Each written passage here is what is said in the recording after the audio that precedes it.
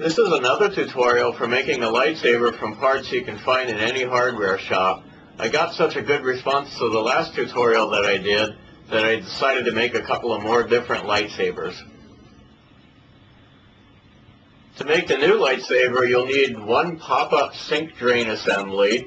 You can get this in any hardware store. It'll cost anywhere from $8 up to about $25. The cheaper ones are made of plastic, and the more expensive ones are metal.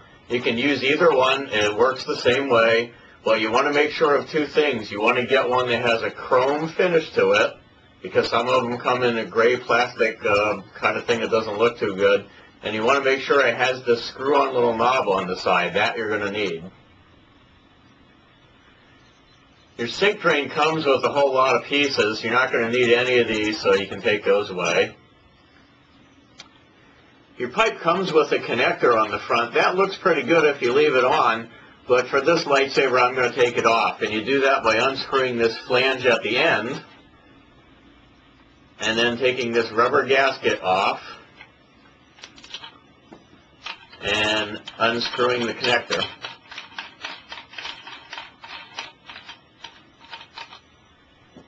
That leaves this little hole through here that looks pretty good. Now I'm going to put the rubber gasket back on, but I'm going to put it on upside down so that the wide end is towards the front.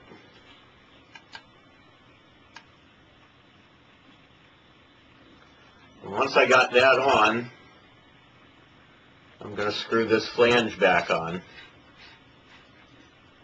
And then this is going to be the body for the lightsaber.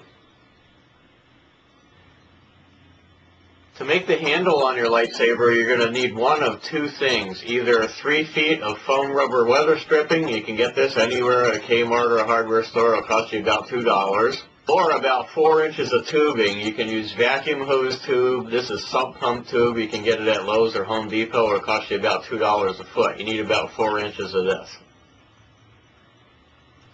To use the tubing, you're going to take this and slide it over the end, and then work it all the way down. It fits on here really tight, so it's going to take some twisting and turning to get it on here. Once you have your handle on, you're going to take this screw-off knob thingy and take this off and glue it onto the bottom.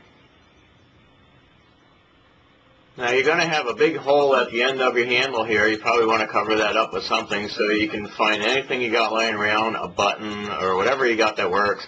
I just found this little round plastic thing and painted it silver, so I'm going to glue that over top of the hole. The last thing you're going to need is a power button, and that fits in the little hole left where that screw-on knob thing used to be. And again, you can use anything that'll fit in there that looks good. Some people use the cap from a magic marker. Some people find a big button that'll just fit in there. I got a little piece of wooden dowel and painted it red, and it fits in there just nice, so that's what I'm going to use.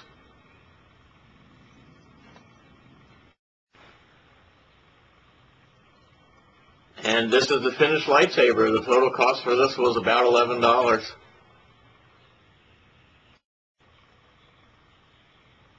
This is a different version of the lightsaber. It's made the same way. This is a pop-up sink drain. I left the attachment thing on because I thought it looked pretty good.